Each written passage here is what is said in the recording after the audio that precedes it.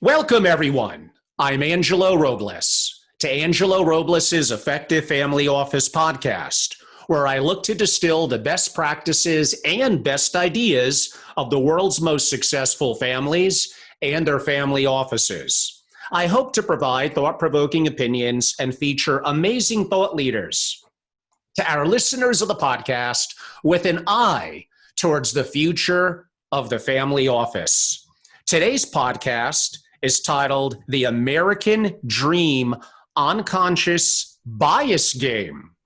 Now, this is going to be incredibly unique. We've never done something like this before. And with all that's going on in the country, it is more than needed. So we're really excited to have a very special guest with us today.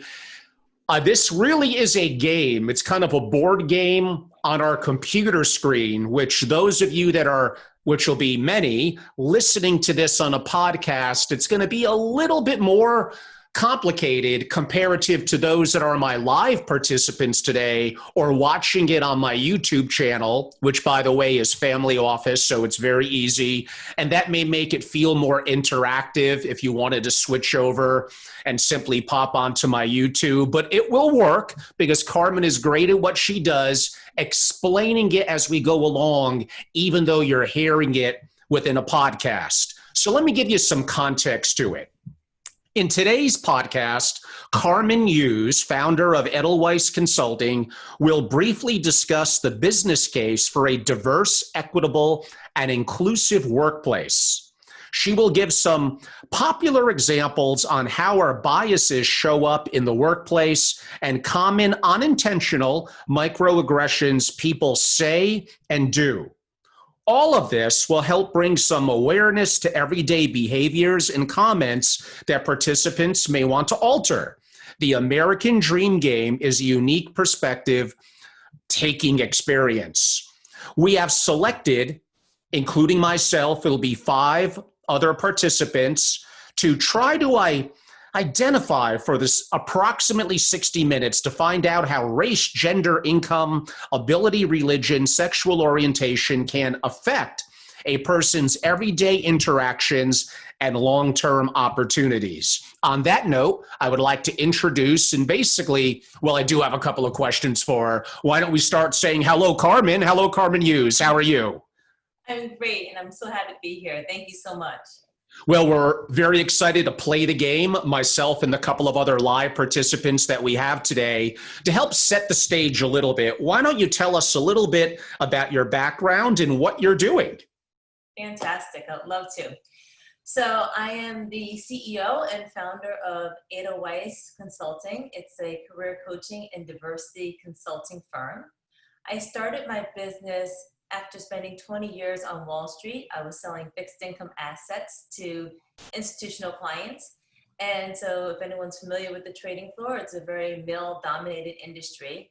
So as a woman, I often felt like I didn't fit in. And this came about because despite how senior I was, if it wasn't a corporate golf outing, I never was invited to play golf at someone's country club. After work, I often was not invited for the after dinner drinks.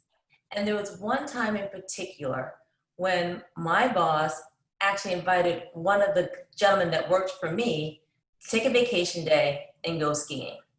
When they came back from their ski trip, my boss came to me and apologized. He said, I realized I didn't invite you to go skiing, and I'm really sorry. I just know you don't ski, so that's why I didn't invite you. Well, that was the wrong assumption. I've been skiing since I was in elementary school, and I still go skiing to this day regularly. And so these are the ways that, as a woman, I didn't feel like I fit in. And as a woman on the trading floor, or just in business in general, I'm sure our other women listeners will be able to agree with this. So often, we're constantly trying to battle being too nice, or being too mean, or being too bossy, or being too accommodating. And with this feeling, I constantly felt like my internal GPS was constantly recalculating. And this actually got me really eager to participate in a number of the and take on leadership roles and within the bank to help create and implement diversity strategies with measurable success.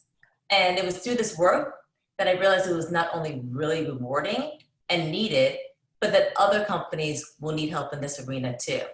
So as I recognized my passion for doing diversity and inclusion work, and then recognizing the opportunity that may exist because other companies could use the same help, I launched Edelweise. I now work with companies to address their diversity and inclusive needs. And if I look at my roster of companies today, I have companies that are really small, and I have companies in the Fortune 500 category. And these are all names that we own and know.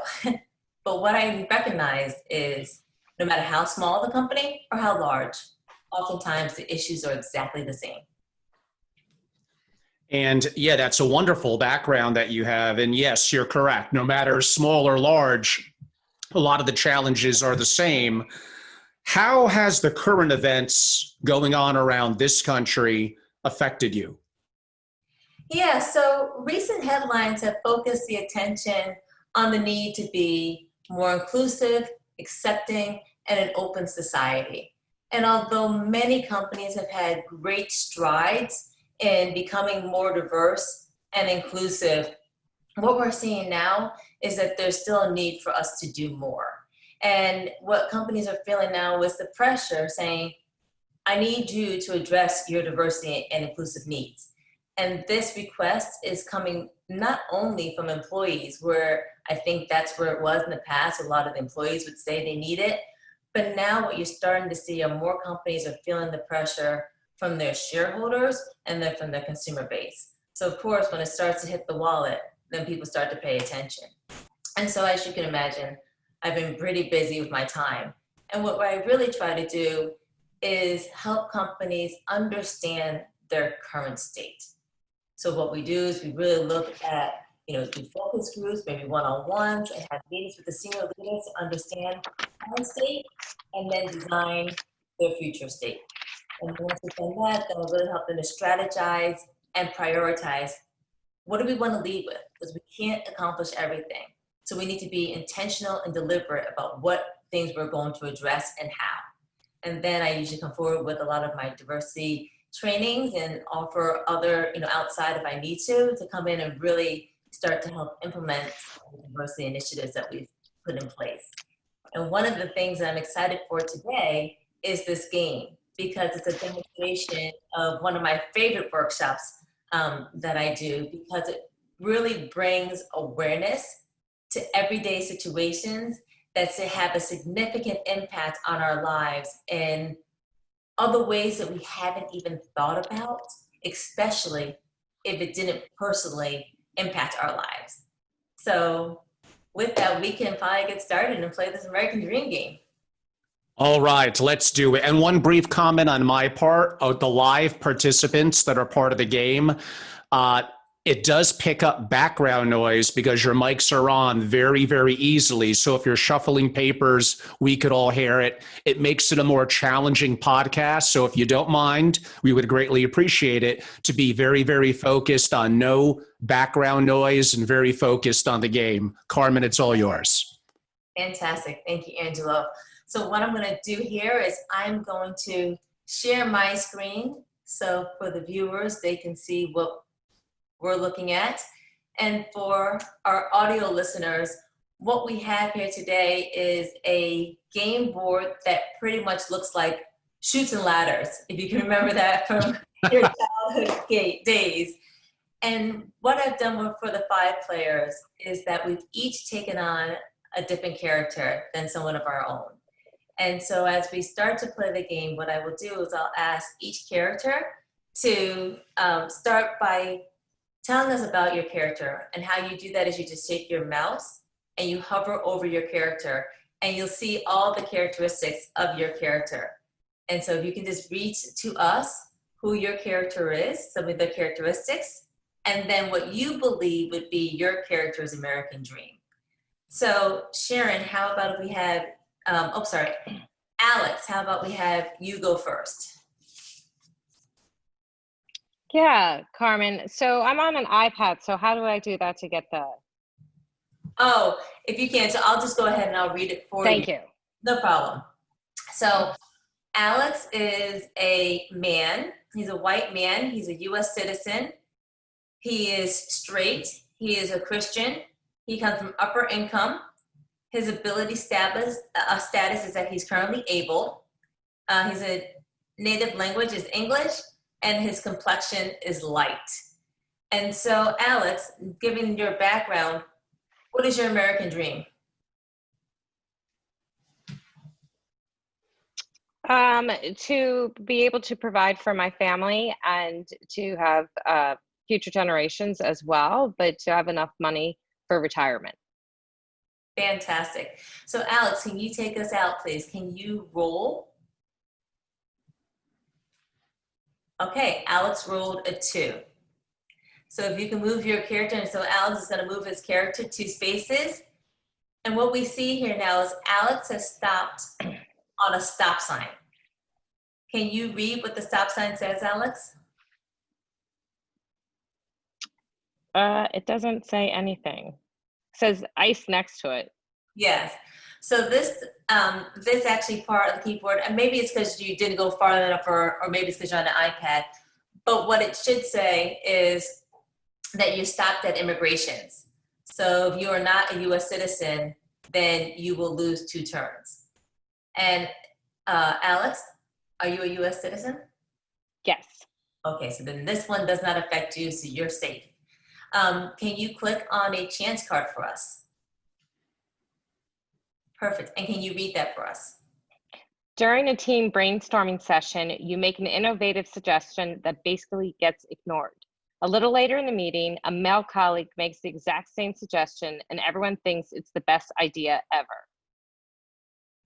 All men move ahead 1 space, all women move back 1 space. Thank you. So Alex, you'll move to space 3. And then Jeremy and Mark, you'll move to the first space.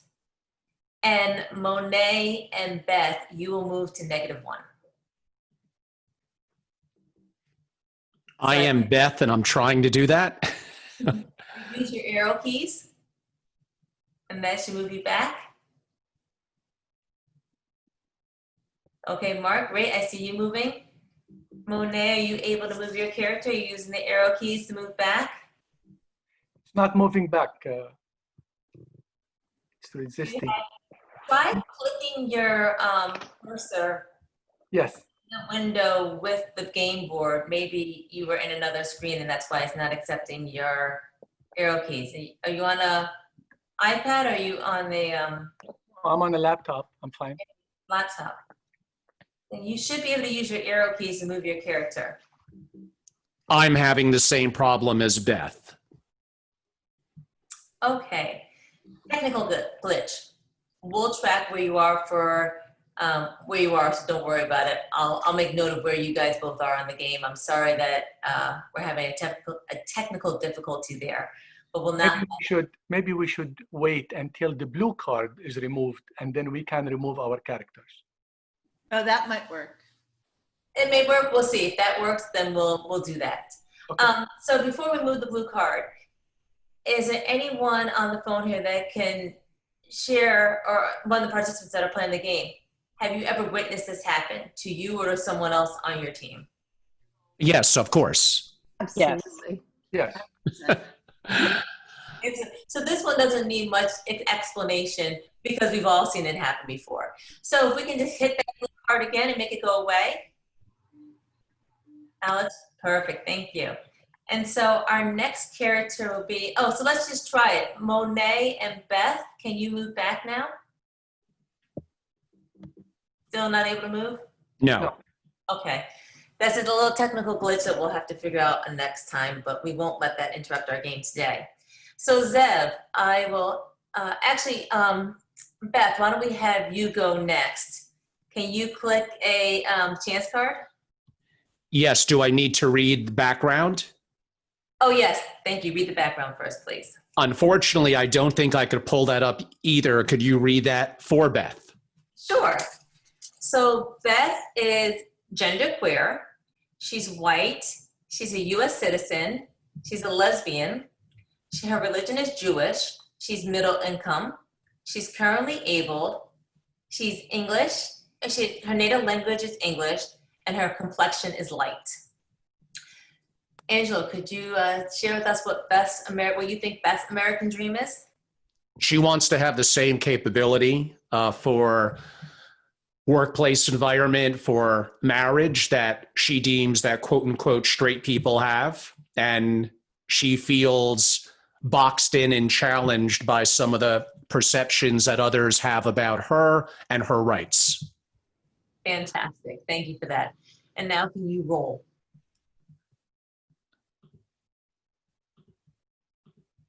I'm clicking on roll. Oops.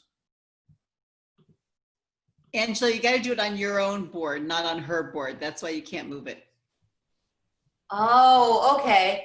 So is that what's going on? Because I'm sharing my screen. Yes. Thank you so much, Joelle. Okay. Yes, Joelle is accurate. When I click on minimize, it says you cannot minimize Zoom when you are recording the meeting. So unfortunately, given that I'm the one who's recording, I may not be able to play unless you click roll for me, move my card, and I interact somehow. I'll leave that up to you. Okay, perfect. So we'll lay that one to go. But why don't we go ahead and can someone hit the roll card for? Gotcha. Okay, so you know what? It'll get too confusing. So we're just going to drop Beth out the game, if you don't mind, because we see here that Mark rolled. So Mark, you rolled will you tell us about your character? And I'm sorry, Angela, we're going to drop you out of the game. Okay, I understand. Thank you. So Mark is a man. He is biracial. He is a U.S. citizen. He is gay. He's an atheist. He's low income. He uses a wheelchair. He speaks English as a native language, and his complexion is medium. And what is Mark's American dream? I think his American dream is to be able to have a good job and to be able to afford to have his life be easier and to get around his disability and to be able to have a comfortable life and to be able to have freedom and travel and do those kinds of things. And he's just trying to get ahead. Fantastic. Thank you for that. Can you now, since you already rolled, we'll let you move your 5 spaces. So you'll go to space now.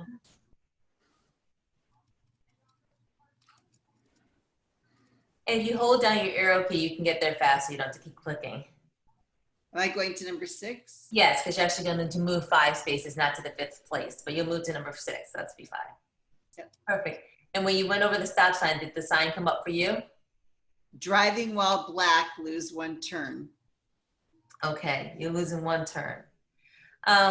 So does anyone know what the term means when we talk about driving while black? No, I don't. Yes. Joelle, since you know, do you want to share? It means getting pulled over simply because you were deemed suspicious because of your skin color and you hadn't really broken a law or done anything to merit getting pulled over other than just looking like maybe you're in the wrong place. Absolutely. And what I love to ask when we have this car come here, can we all just share, if anyone on the phone or any of the participants had children, what was your conversation like when they started driving in terms of what you told them when they got pulled over by the cop, if you had that conversation? No. Okay, I could speak up. Oh, I'm sorry? Go ahead, Angela. Oh, sure. So I have a 16-year-old. He is currently kind of driver's ed, learning how to drive. And yeah, we kind of had that discussion.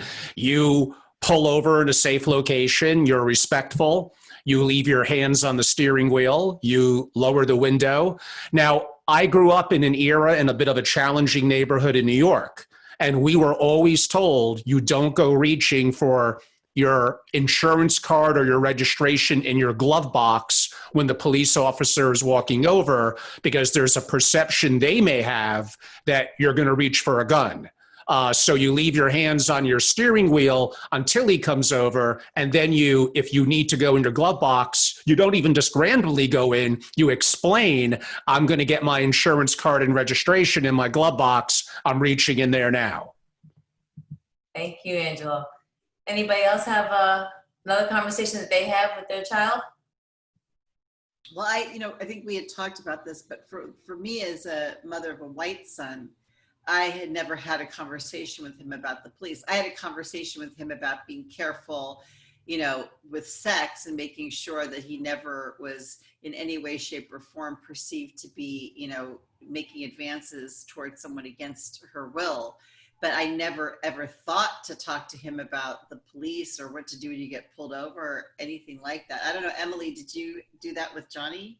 So I have a boy and a girl, so two different, right? So with my daughter, I had the conversation of you don't have to pull over and you will not get in trouble with me in any place that you don't feel safe to pull over. So you can keep driving to a well-lit area. You can call the police, you can call 911 if the lights are on behind you and verify that you're being pulled over and just let them know that you're driving to a place that you feel safe. Interesting, right? With my son, he's 16, so same age as Angelo's, and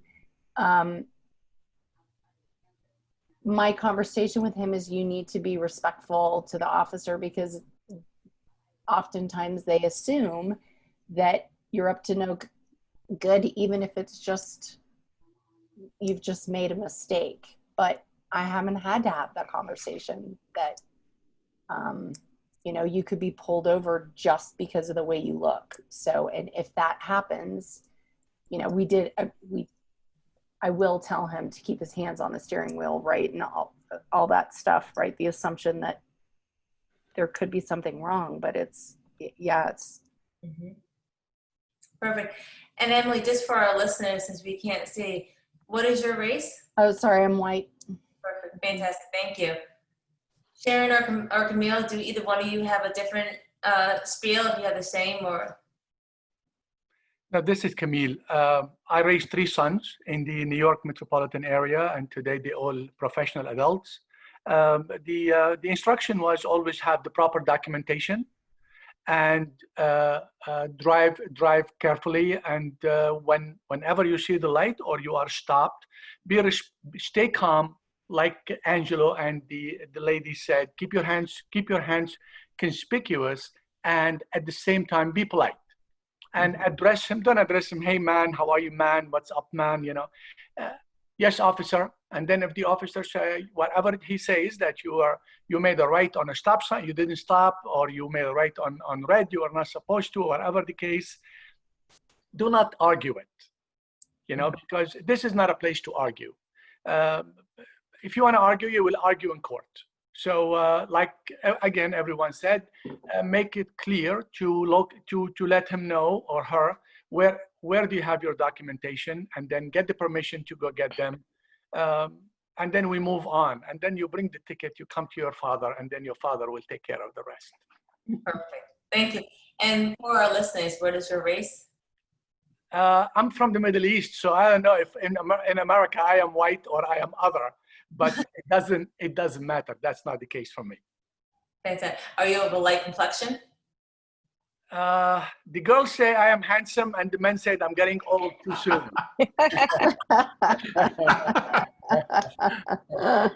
Thank you. I think that's a great perspective that you bring into it, because depending on where we grew up, race doesn't matter as much, or is not as prevalent. Absolutely. No, it doesn't matter where we come from. We have other problems, but not race, definitely. Yes. So thank you for bringing that to light for us, because that's important for everyone to hear. Sharon, this will be the last one, since everyone else got a turn. I won't do this for every card, I promise. But for this one, I do. I mean, it's similar. It's similar with the hands on the steering wheel, be respectful, answer the questions, be polite. And just basically, obey what they say. And then, again, you can do it in court, argue it in court. And What is your race for the last, as the last participant here? I'm white. Perfect. So this was all really helpful. And the reason why I spend time on this card or this space is really because of the differences that have come out, and especially when I have a truly diverse playing field. And one thing that I've noticed is in Black families, the conversation about what happens if you get pulled over by a cop starts happening about 12 or 13 when the kids start going with older kids driving. To say, okay, even though you're not driving, if you're in that car and it gets pulled over, you make sure that your hands are visible even in the back seat and you don't make any stark moves. And then the conversation is also, and then everything that you've already said. But the main difference is, you know, the comments about being respectful and holding the hands on the steering wheel. Angela, you mentioned it, making sure that you tell the officer where you're going with that hand to get the insurance card and the documentation out the glove compartment. Despite the fact that he just asked you for it, you need to make sure you're very clear and you get permission to go there before you go. So I just bring that to light, just given what's happening in our world today, and a number of, you know, comments about police brutality, and people are talking about driving while Black. Not everyone understands that, and I really thank you. I think it was you, Sharon, who mentioned you didn't even know what this meant. So good dialogue. So moving right along, let's get to that chance card. Can you click on the chance card, Mark, please? Hey, And can you read it? you've heard that a company you've been hoping to get a position with prefers to hire candidates who've been referred by current employees. High-income individuals move one space ahead. White people move one space ahead. Lower income people and people of color move one space back. So Monet, you are an interesting character in this, in that you are upper income and, That's not Monet. excuse me? No, Monet is lower income, and I'm going to go back another space. So I am now -2. Oh, Monet is, I was not the one who rolled the dice. yes, I know, but since in the chance card, everybody moves on this one. This is not a stop sign, so everybody moves. So I think the card said high income individuals move forward one space. Yeah. Okay. Okay. So anyways, Monet, you as an upper income and a Black, a person of color, you would stay exactly where you are. So that's good. Okay. Okay, fantastic. And Monet, are you able to move your character now? Because I think you may have been having the same problem that Angela was having. You were in the shared screen board instead of in the original board that we started before we opened the game. Exactly. I cannot move it, but I can read my character if you want. Okay, fantastic. You can go ahead and read your character. Okay. Monet's gender is a woman. She's Black. She's a US citizen. Her sexual orientation is straight. She is Christian. She is in the upper income range, and her ability status is currently abled. Native language is English, and her complexions are medium. Thank you very much. So we'll roll the dice for you. You want me to tell you what Monet's American dream? Yes, please. I'm so sorry. Monet liked to be judged by her meritorious abilities and not by the color of her skin. She likes to have an opportunity to be equally paid among her peers of the same educations and experience. And she likes to be treated fair when it comes to maternity and to promotions. I love it. Thank you for that. So, Mark, do you want to go ahead, since your cursor is right there, to roll the die for Monet, since she may not be able to move her character? Yep. Okay, so Monet, you're checking. I'm going to keep track that Monet, you are on the 3rd spot. And can we pick a chance card for Monet to read? Thank you. You are chatting with colleagues during an office happy hour gathering. One of your coworkers makes a comment that you are always so angry, and half jokingly says he's scared of you.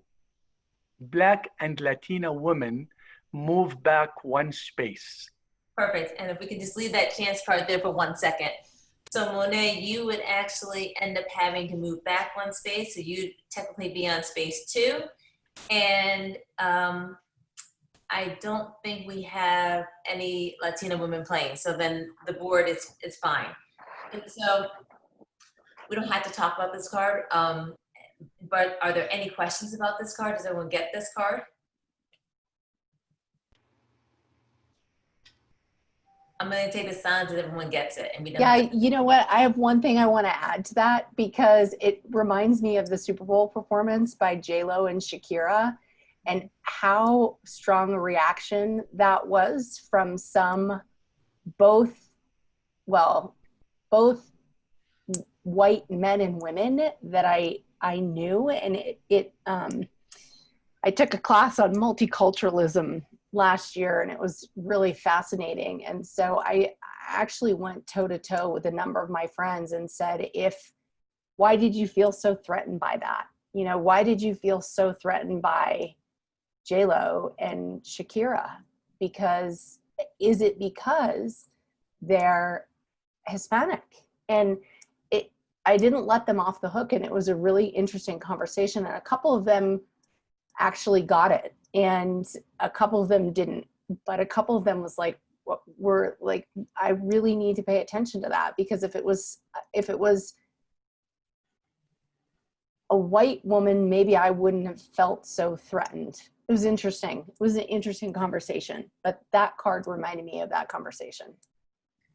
Emily, I applaud you for calling your friends out and really having that discussion with your friends. That was a brave discussion to have.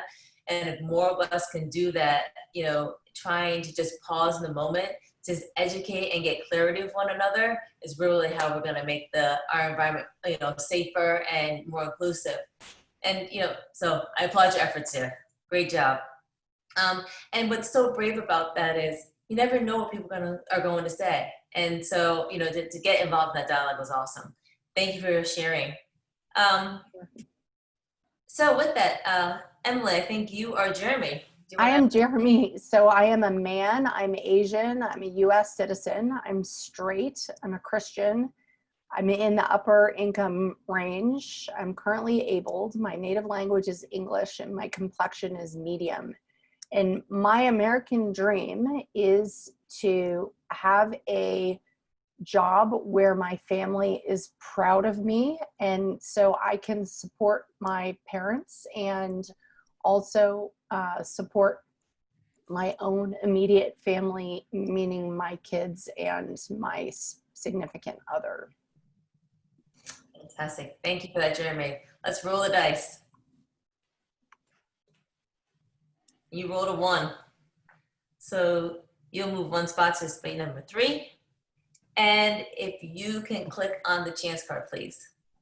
During a meeting, your organization's executive director shares how much she's actually enjoying quarantine because she's had more time to take long walks, read, and she even reorganized her basement. She encourages others to take advantage of all this extra time. Upper income people move ahead 1 space, middle income people move back 1 space, lower income people move back 2 spaces. For real. Okay, so let's see, Monet, since you're upper income, you will move ahead to space number 3. I'm just keeping track for us. And it looks like middle income people, perfect, you're moving back 1 space, and lower income people moving back 2 spaces. So I think we have the board right. As of right, wait, why did Alex get moved back? Alex is upper income, so Alex should have moved forward. Oh, sorry about that. Had the wrong way. No problem. Fantastic. So just so people get a sense for what's happened to the board so far, we have Jeremy on ahead in the game right now. He's on space number 4.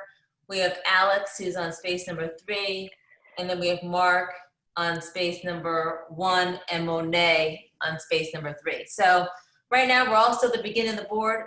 Let's move to the next card. Oh, I think we all get what's going on with COVID, and most people have been, it's been on the news, it's been on the covers of all types of, you know, magazines, rich COVID, poor COVID. think there's anything else that we need to add to it, but I'm going to just turn it back to the participants who are playing. Was there anything that stood out to you that you wanted to share?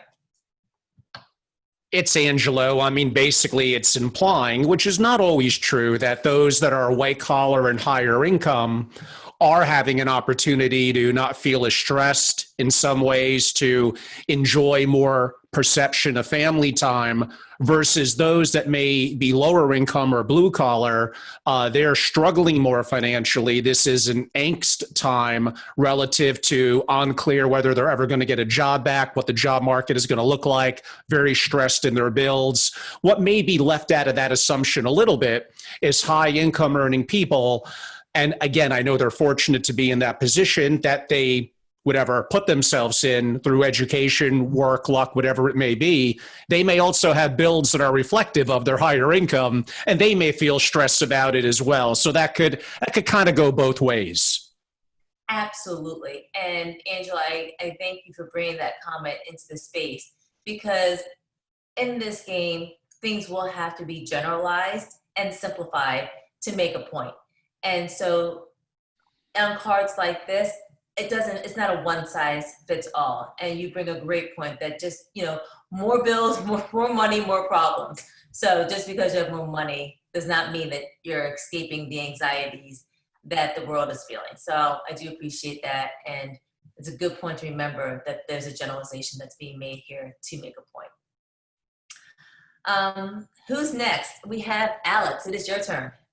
Can you roll? Here I go. Oh, Alex roll a 6. Go, Alex.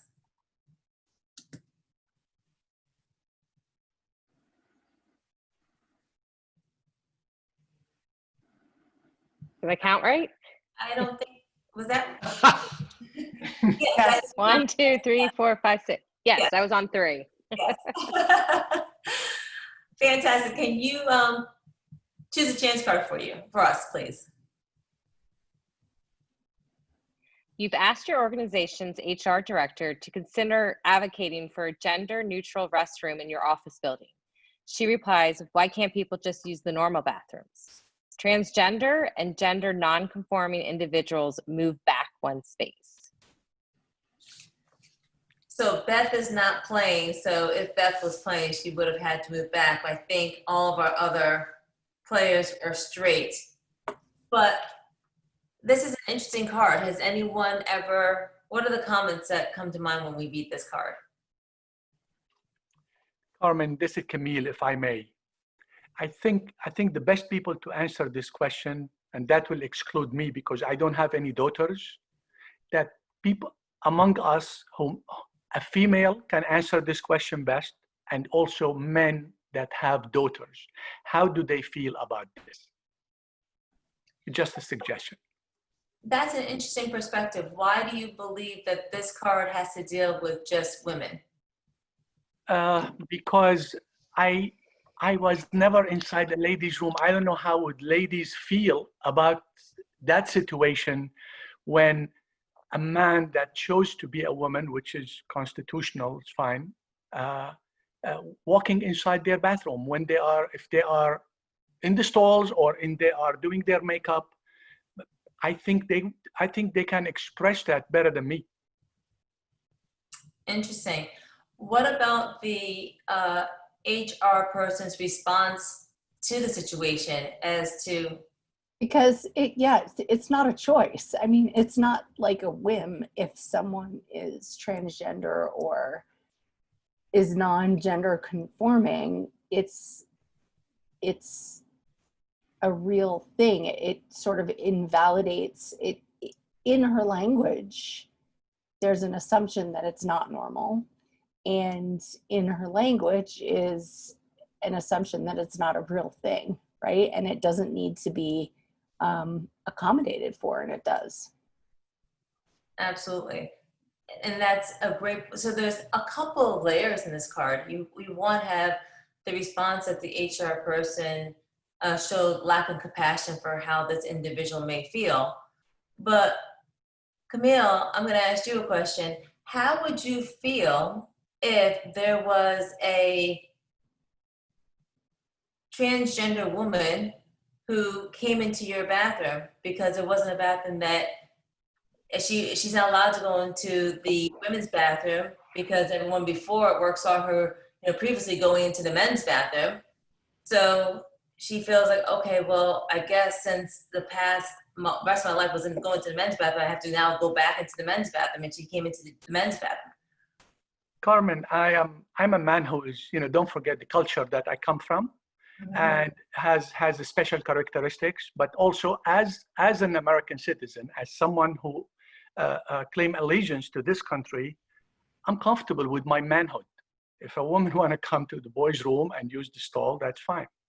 But I always, whenever I face this question in many dialogues, and I am involved with many different organizations, including the Bloomberg, on gender equality and on inclusion and on diversity and all that stuff here in New York. And when on a round table, I always like to defer this question to the females to see how they feel if there is someone with a man's appearance walking into their domain. That's, in the Eastern world overseas, this is not going to happen. For sure. It didn't happen in a million years. It's not going to happen. I don't see it. Not in my lifetime, at least. Yes. But here in America, it is a question that needs to be debated, and continue debating it with a lot of transparency and honesty. And that's exactly what I am exercising with you, that I haven't experienced it, but I would always defer it to a female or to a father of a girl who is, let's say, under 18. How would he feel? I don't know. Even my grandchildren are boys. So I'm waiting for a girl to come into my family so I can have that. So you bring an interesting perspective, but I think what we can all agree on is, one, what Emily brought to light was that the HR director's response didn't show any compassion. And that, two, as the individual who doesn't feel like they know what bathroom they can go to where they can feel comfortable, has got to be a off-putting feeling, and just adds to the fact that they're different and they're not included. And that's really what one of the many complexities of this card. But I don't want to spend too much time on it. And can we agree on that and move forward? Yep. Fantastic. Yes. So great dialogue. Next to go is Mark. Oh no, wait, Mark, you lose a turn because you were on Driving While Black, so you lose a turn. So Monet, it is your turn. Come on, roll for me, please. Oh, I'm the roller. Hold on. So we got a 3 for Monet. So Monet is now going to move to space number 3. I'm sorry. I was on 3, so now I'll go to 6. Yes, you go to 6. Exactly. And so 6 is Driving While Black. So Monet will lose a turn. Okay. And then, but can you pull a chance card for us, Mark? Okay. While eating breakfast, you hear an NPR segment about the higher rates of COVID-19 infection and mortality for Black, Latinx, and Native people. Black, Native, and Latinx individuals move back one space. Okay. So now, Monet, you'll be going back to space number 5. Okay. And yes, Mark is back on the start. And Jeremy and Alex stay put. Fantastic. Any comments on this card? Or can we move to the next one? Well, you know what? It's down. Let's go to the next one. I think we spoke about COVID earlier. The next person to go is Jeremy.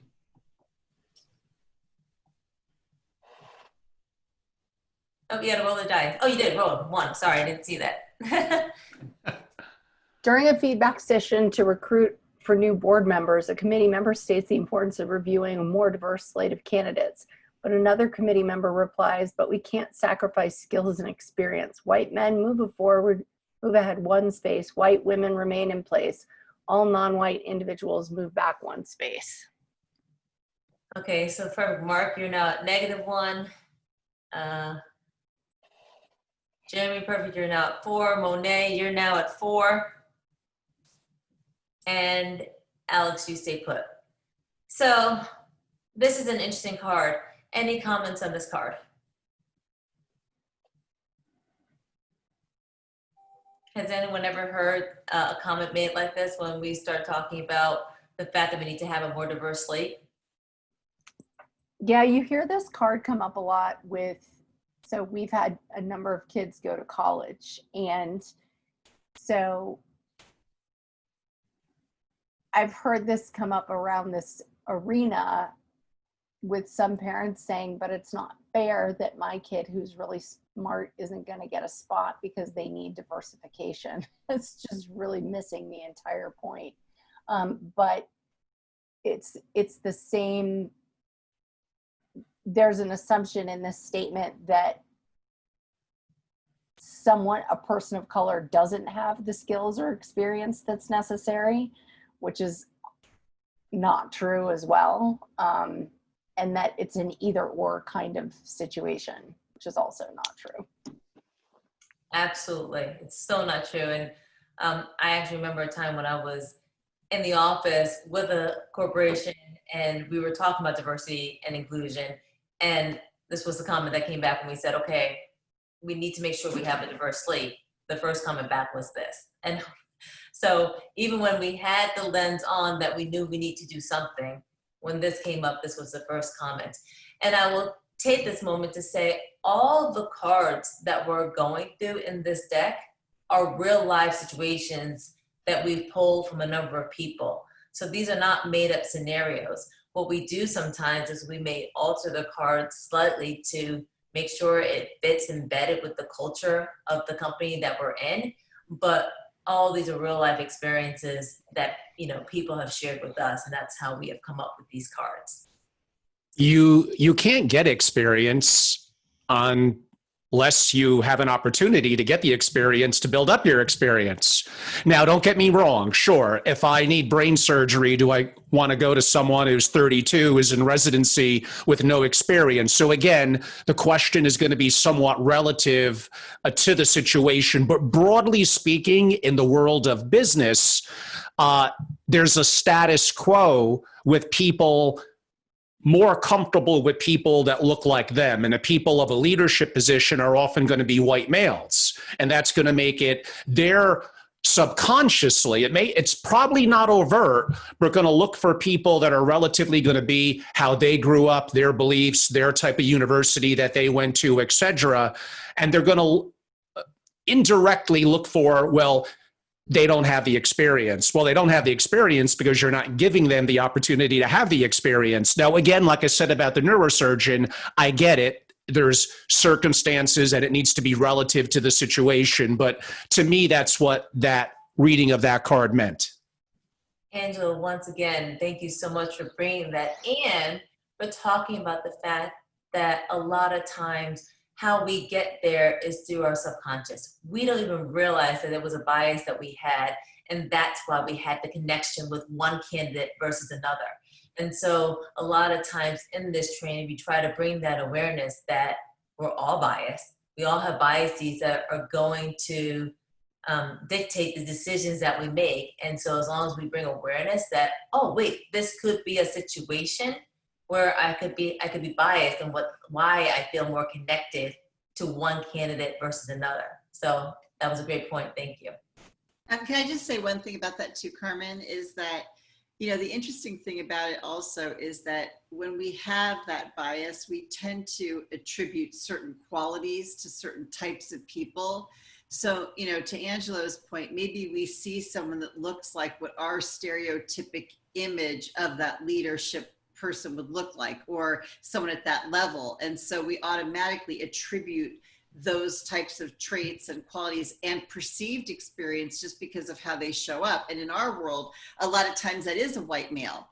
And, you know, I know in my own experience, I worked for an organization for years where I found out years into working there that I was being paid 30 to 40% less than people who are even 2 levels below me in the same company who were men. And, you know, I think that there is this presumptive level of experience oftentimes that's given to men or given to white men in these situations. And it's not even, like to Angela's point, it's not even because they don't have the experience. It may be that the Black or female candidate may have the experience, but they don't even get a real consideration because it's not expected, and they just assume that they don't. So I think that's, you know, really interesting. And I keep looking at my poor character too. And like every time I think he's going to get a break and move ahead on the board, I know everybody can't see it, but my poor guy who's in the wheelchair, who's half Black, is now at a -1. And he was trying so hard to get ahead. And it just reminds me, like every time he made a step forward, he got a step back again. So just interesting. It is interesting. And Joelle, you bring a great perspective in here, especially given, you know, the amount of work that has been done with women. I think women have been the biggest beneficiaries, and actually white women have been the biggest beneficiary of all the diversity efforts that have gone on to date.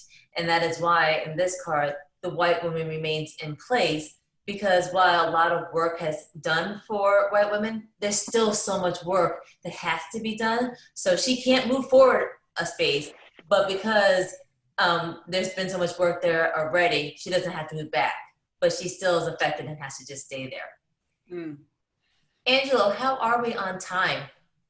We're pretty good. We're just about top of the hour. Why don't we say, including a little bit of a wrap up and close, we have approximately 12 to 15 minutes. Okay, perfect.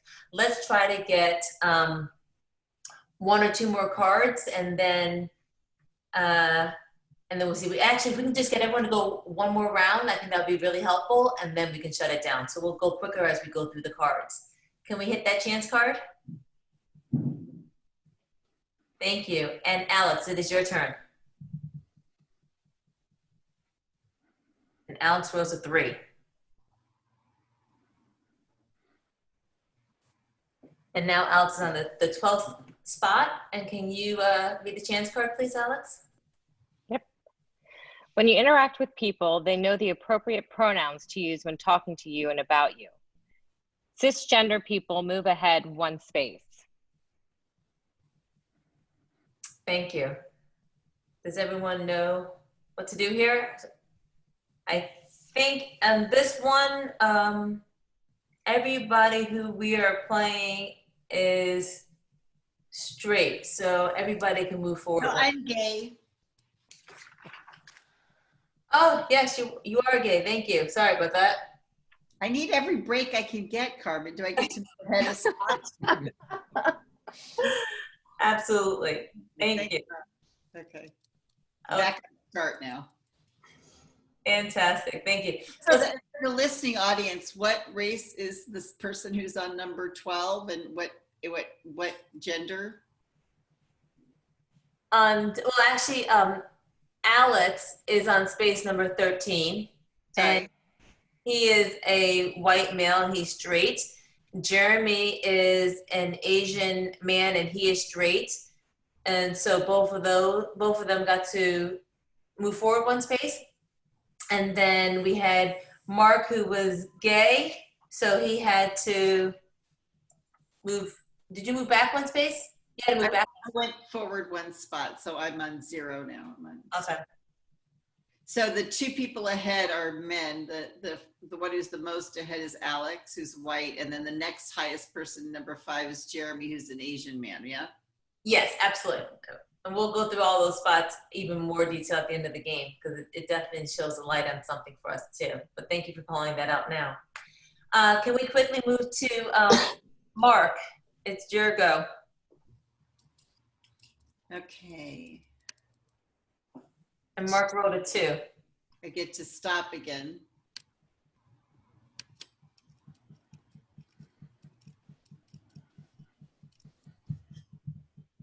And your stop sign says?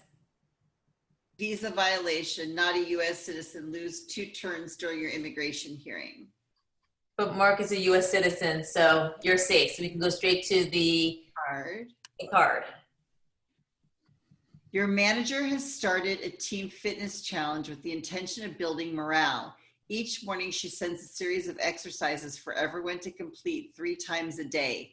people with a physical disability move back one space. There I go again. I just got up. Oh, darn it. Okay. But we can totally see on this card, the manager's intentions were so good. You know, there's so much discussion going on around the importance of, you know, doing, you know, exercising and eating healthy. And in this case, may not even paying attention to the fact that there's a disabled person on, or a person with a physical disability on their team. And so we have to be conscious of that. And I think this goes right back to what you were saying, Angelo, in terms of sometimes our subconscious, we don't even realize that we could be leaving somebody out. Thank you. In the interest of time, Monet, Mark, we can get rid of that card, and then if we can roll for Monet, that'd be great. Can someone roll for me, please? Good, 2 again.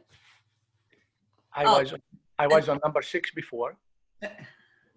You were actually on number 4 because you had to move back, so now you're on number 6.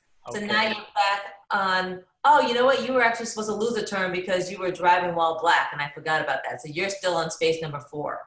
Okay. So, Jeremy. Do I get to read a blue card? No, because we're going to skip your turn.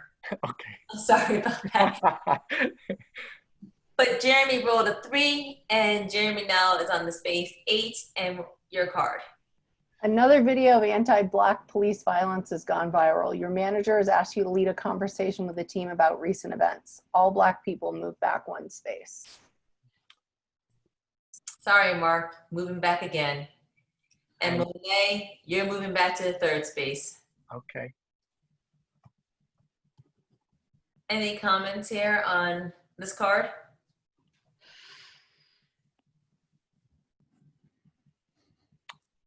Was it, let me ask you, Carmen, was it important or necessary that the manager will bring it up in the workplace?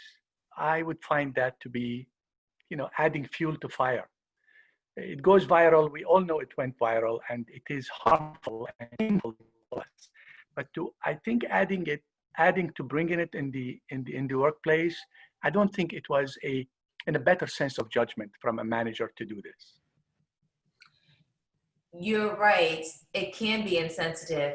And then to ask the Black person to then lead the conversation on it.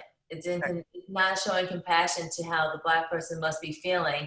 And in what's going on, you know, a lot of times the Black people are feeling pressure to educate everybody around them, and it's getting exhausting.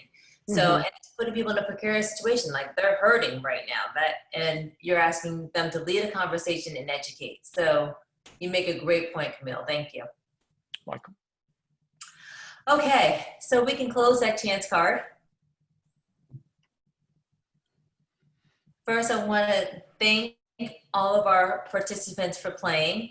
And for all the listeners on the board, on the call, what I want to point out to you is that if we look at all the roles that Alex rolled, he had a total of 11 points, but he's actually on space 13.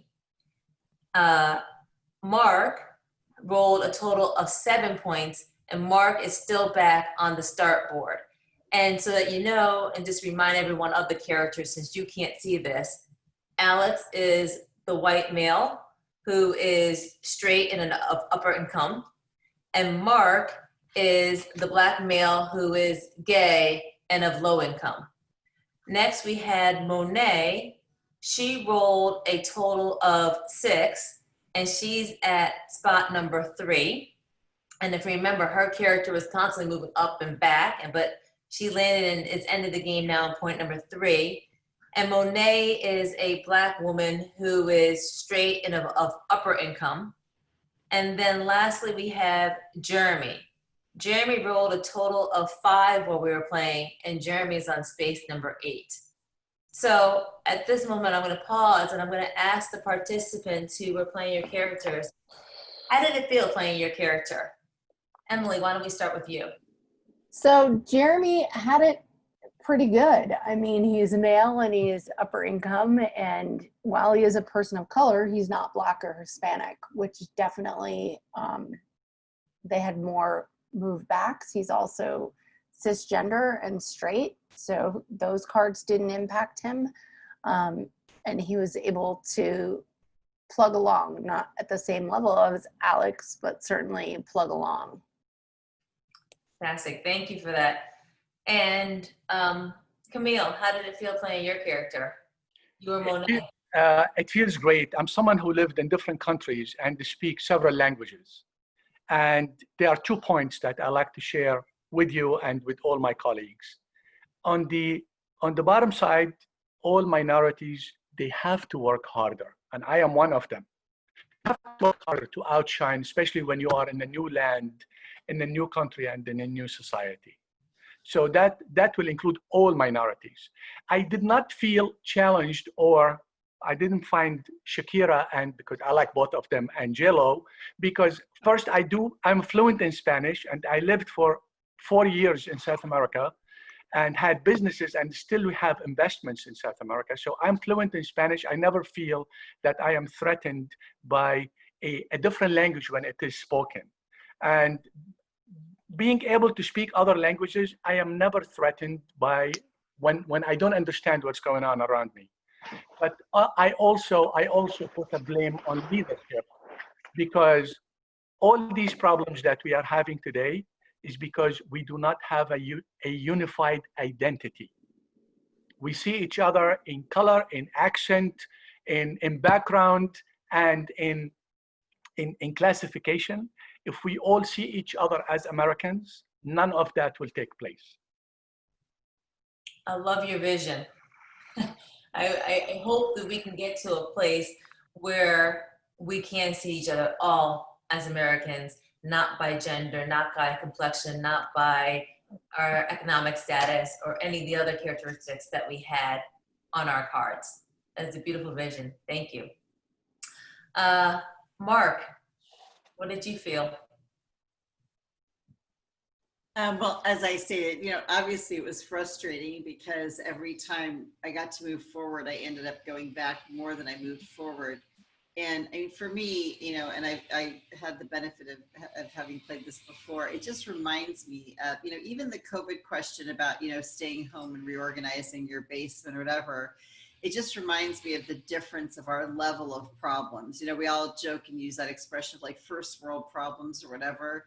But I think it just really hits that home, because so many of the things that came up in this game are things that so many of us never have to deal with in so many ways. And we're very fortunate. And it just reminds me again, and Camille's such a good example, how important it is to have empathy and compassion, how important it is to, be able to walk in someone else's shoes and to realize, I mean, if I could feel this frustrated living this person's life in a game for 40 minutes, I can't imagine what it feels like to live this person's life, Yes, you had a difficult character, and I think you said it best in the middle of the game. Every time you got a break and were able to move one step forward, the next chance card, you were moving another step backwards. So you definitely were able to identify with that struggle from that character's perspective. So thank you. Alex, how did it feel playing the game? It was interesting because I didn't have as much stress, especially not as much as Mark, or as many setbacks as Mark did. And what I found really interesting was that I only had 11 points, but I got 2 extra points. So it shows me that, I got extra credit for something I probably didn't work for or work towards. But, less stress for me, and less movement for me. I didn't move around as much, but I still got ahead. Absolutely great. So, when we play this game, it really is to bring awareness to all these different situations. And I think what you guys all felt from the lack of stress that you have with your character, or the stress you had playing your character, is really what we're striving for, is just to truly understand what it feels like to spend 60 minutes, 40 minutes as someone else in their shoes, and just realizing how everyday life, this, as simple as what bathroom do I go to, can cause a little bit of angst for somebody, depending on what's going on in their life. So I thank you all for being participants. What I'm going to do now, Angelo, is stop sharing my screen so you can have control back. Maybe I like not having control. It's good to be an observer sometimes. And I wish it must have been my computer, but I wish my character could have been interactive, and it would have been interesting to see how that could have played out. But one, I would like to certainly thank the participants today. So thank you from switching over to being a live attendee to a participant. And certainly I hope those that were live, those that will watch this perhaps over this weekend on YouTube or in the future on a podcast, hopefully it was intriguing and eye-opening. And part of it's going to depend on your background and your perspective. But if it causes you to know what it's like to be in someone else's shoes, even if it's just temporary and theoretically not real, imagine for that person, like the character in the game that was played by Joel, that like every time they did move forward one step, it's like they then quickly went backwards 2 steps, because they had things that unfortunately, relative from a business and society perspective, were against them. This has been very intriguing and very needed during today's times. And Carmen, it gives me other ideas about having you back, even sure, playing the game, but even just having a discussion with maybe those cards and just you and I and going back and forth. I have a unique perspective, like some of you that may be listening. I'm half Latin and Hispanic and half traditional Caucasian, I guess, if you could use that word, and grew up in inner city environments as well as suburbia. So I kind of have straddled both worlds and perhaps would have an interesting perspective. So that is a conversation, if not later this summer, early fall, we could have an open dialogue about. So I very much look forward to that. For those people that are viewing or watching in that would like to learn more about the consulting work that you do, how could they find out more? Absolutely. Thank you for that. You can find me at edelweiseconsulting.com, and I will spell that. That's EDELWEISE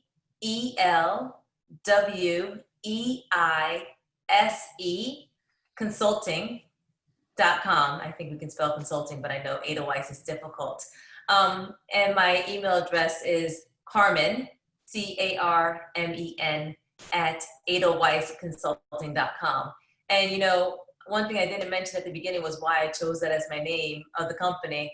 You know, as a Black Hispanic woman, Edelweise is my middle name. Who would think, if I'm doing diversity work, that if you hire a company that has the name of a German winter flower, would have its own, as a Black Hispanic woman. So, named after my grandmother. You know, you mentioned your heritage. I call myself a hybrid. Every grandparent's from a different island, from a lot of the West Indies and from Cuba, and also obviously from Scotland and Britain. So, well, I mean, you just reminded me, from my perspective on my Latin heritage, it really is Caribbean Latin from Puerto Rico, and the challenges among other Latin people from traditional LATAM locations that don't consider someone of Caribbean Latin heritage quite the same stature, God forbid, as they are. I mean, all that stuff on how you're born has no impact of who you are. It's the actions that you take and what you do.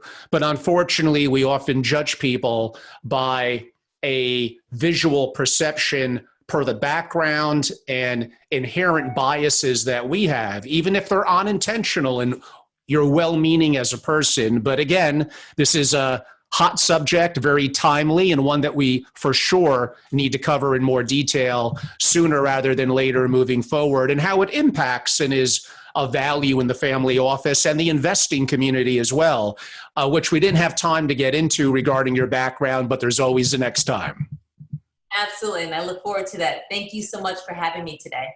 Thank you. And everyone, I'm Angelo Robles. I'm the host of Angelo Robles's Effective Family Office podcast on Apple, Spotify, iHeart, Stitcher, and other platforms. You can find us on YouTube simply at Family Office, or I guess put in Family Office channel. And I'm the founder and CEO at Family Office Association, a global membership organization dedicated to families of great wealth and their single family offices. My website is familyofficeassociation.com. Everyone, thank you all for your time. A special thank you to Carmen. Everyone have a great day. Thank you.